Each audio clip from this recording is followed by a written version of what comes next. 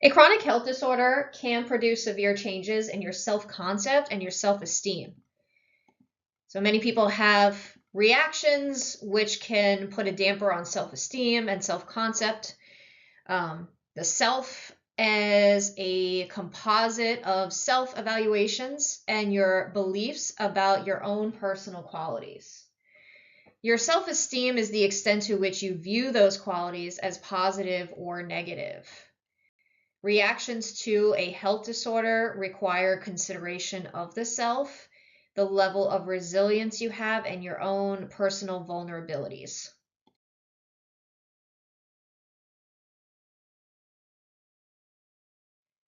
So coping with a chronic illness, of course, is very stressful and can pose a lot of issues and affect quality of life.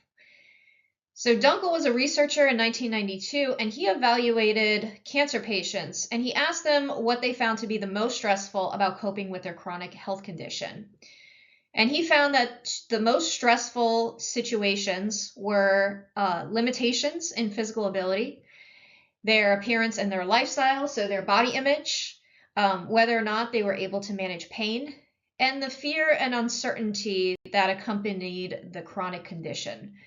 And this involved feeling uncertain about the future and potential problems with the chronic condition down the line. Some strategies that were evaluated in cancer patients for coping involved social support, so getting help from others like friends and family to encourage management of the condition, distancing, positive focus, cognitive escape, and behavioral escape. Studies show that patients who have better psychological adjustment use the following strategies to cope with their chronic condition. These involve active coping, so coping that involves actively approaching one's chronic illness experience, using positive confrontative responses to stress, soliciting health-related information about the illness, having a perceived sense of control and self-management, and flexible coping skills. So if one coping mechanism does not work, they revert to another coping mechanism. Patients' beliefs about their chronic health disorder can affect their psychological adjustment to it and how well they cope with their chronic illness. So this has a lot to do with common sense beliefs about the nature, the cause of the illness, and the treatment for illness. So patients tend to adopt an unhelpful model for their disorder, which can influence negative outcomes. So for example, patients may believe that if they feel well, they no longer need treatment. And so that results in lack of self-management or self-control or self-regulation. So patients develop a number of control-related beliefs. They may believe that they can prevent a reoccurrence of the disease if they just stick to good, healthy habits. But sadly, that's not always the case. And so if they go off treatment, they may relapse, and therefore they're not coping effectively with their illness. So the common sense model of illness is a theory that we learned from prior lectures. But when people experience symptoms and they get sick, people form theories about how it arose, and they start to form these beliefs about the identity, the cause, the consequence of the illness, the timeline, whether it can be cured or controlled, emotional representations, and coherence. And so people start to form beliefs surrounding these different aspects. And so this can affect how well somebody copes with the disorder on a regular basis. People can form attributions to the cause of the illness, which affects their coping strategies. So for example, people typically blame stress, physical injury, disease-causing bacteria, and God's will for their illness. They can also blame themselves, which can be adaptive in some situations but not others. So for example, if the disease can be prevented or controlled, self-blame may encourage them to change their health behavior. However, in situations where they couldn't really control it or prevent it, self-blame can lead to guilt, self-recrimination, or depression. Some people can blame others. And controllability of the illness also can influence coping. So it refers to the belief in the control and sense of self-efficacy with respect to the disease and its treatment. And so if a person has perceived control over the illness, this is more adaptive for adhering to treatments and effectively coping. Controllability of the illness is based on a person's experience of control or self-efficacy. So if a person has had prior experience dealing with the illness before, this can lead to better coping strategies and may prolong life.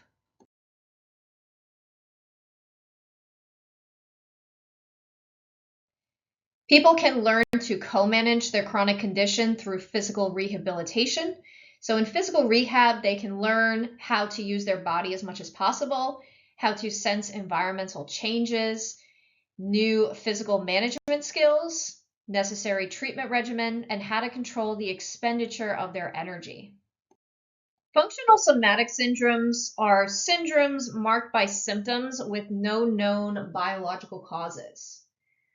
And so these illnesses have symptoms and they cause suffering and disability, but when they are tested, there is no scientific medical explanation. And so there's no demonstrable tissue abnormality. And so some examples of these syndromes are chronic fatigue syndrome, irritable bowel syndrome, fibromyalgia, chemical sensitivity, repetitive stress injury, and sick building syndrome. Functional somatic syndromes are very difficult to treat, primarily because they have an unknown etiology, and yet they cause psychological distress to the patient and reduce quality of life. And the symptoms of these syndromes are often misinterpreted as symptoms of mental health disorders such as depression. People need a comprehensive rehabilitation program when dealing with a chronic health disorder. Typically, a pain management program is incorporated in order for patients to alleviate their discomfort and cope with pain. Factors that contribute to the reoccurrence or that exacerbate the disease is usually stress. So because stress exacerbates symptoms, the stress management programs are usually incorporated into physical treatment regimens. Adherence to treatment can also be a problem. So as with all lifestyle interventions, adherence to treatment is problematic with people that have chronic health disorders. So a first step in increasing adherence is educating people and what the benefits are of the treatment. Some patients don't realize that lifestyle aspects of their treatment program, like exercise, are really important in the recovery process. Adherence to treatment is predicted by high expectations for controlling one's health and self-efficacy and knowledge of the treatment regimen. There's also vocational issues. So many chronic health disorders create problems for patients' vocational activities and work status. Some patients may need to restrict or change their work activities. So for example, patients with spinal cord injuries who previously held positions that required physical activity will need to acquire skills that will let them work from a seated position. Patients can also face job discrimination. So people that are sick, such as having heart issues or cancer, can face potential job discrimination. So because of these problems, there are job difficulties that the patient encounters. And then lastly, financial problems. So because patients have symptoms, they may be physically limited in their ability to do things, and so they may not be able to work. And so they can have financial issues and lower socioeconomic status due to loss of income. People with a chronic health disorder can also encounter social interaction problems such as stigmatism. So, stigmatism is a set of negative and unfair beliefs about a society, group of people, or an individual due to their disease qualities. And so, oftentimes, patients will feel discriminated against for having certain symptoms. And so studies show that stigma is associated with greater perceived stress and greater efforts to conceal the disease, which can limit social support. There's also impacts on family. So family and friends can be overloaded and have caregiver burden. And there can be relationship strain between the caregiver and the patient due to caregiver burden. And so if patients can't care for themselves, this can put a big strain and stressor on the family. Gender also has shown to impact chronic illness conditions. So women tend to have more deficits in social support than men with chronic health disorders, and married women are more likely to be institutionalized than their husbands. There's some studies that show positive psychological adjustment and outcomes as a result of a chronic health condition. So for example, Collins found that more than 90% of cancer patients reported positive changes in their lives as a result of cancer. For example, they experienced positive reactions and optimism. They also were inspired to act now instead of postponing their condition or their treatments. They acquired more empathy and compassion as a result of cancer, and they also reported feeling stronger and more self-assured. Positive changes in response to a chronic illness typically happen when the person has a high level of perceived control over what happens to them. These types of individuals also tend to hold positive expectations about the future, and they have more positive self-views. When the chronically ill patient is a child, they're often confused because they do not understand their diagnosis and treatment, and they can't follow the treatment regimen without the help from family and parents. They may be exposed to isolating and terrifying medical procedures, and they can exhibit a variety of behavioral problems and emotional problems resulting from the disorder. So, for example, they can engage in rebellion or social withdrawal. They can have low self-esteem, non-adherence to treatment, low academic achievement, and temper tantrums. Children can often engage in maladaptive coping strategies. So improving coping usually involves parents, and parents can soothe their children emotionally and provide an informed basis for care. They can also provide encouragement to engage in self-care by having realistic expectations and restrictions for their children. Making sure that children have regular school attendance, physical activities, and distractions in the home. There's also family therapy and training the family in the treatment regimen. Pharmacological treatment may be appropriate for patients that are suffering from depression or anxiety associated with their chronic health disorder. So antidepressants are commonly prescribed under these circumstances. Individual therapy is a common intervention for patients that have psychosocial complications due to their illness. There are important differences between psychotherapy with medical patients and psychotherapy with patients that have primarily psychological disorders. So, for example, therapy with medical patients is more likely to be episodic than continuous. Usually, a chronic health disorder will raise crises and issues intermittently that may require help. So the reoccurrence or worsening of a condition may present a crisis that needs to be addressed with a therapist. Another issue is collaboration with the ill person, physician, and family members.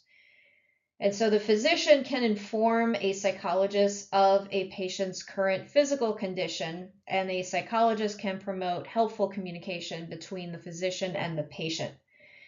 If this isn't the case, then if somebody comes in for a physical problem and sees a physician, but there is an underlying psychological disorder that is exacerbating the condition and they don't see a therapist, that mental health disorder can go untreated and exacerbate the physical symptoms. And so it's often really important to take a more holistic approach and make sure there is collaboration between the patient's physician, family, and as well as a therapist if there is an underlying a second condition that's comorbid with the physical health condition.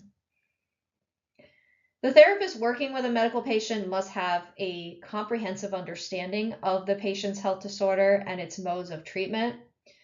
Health disorders and treatments themselves produce psychological problems, and a therapist who is ignorant of this fact may make incorrect interpretations. Individual therapy is often guided by cognitive behavioral therapy that targets specific problems like fatigue, mood, and functional impairments, all of which exacerbate chronic health disorders. Relaxation therapy is also effective, but CBT has shown to be more effective.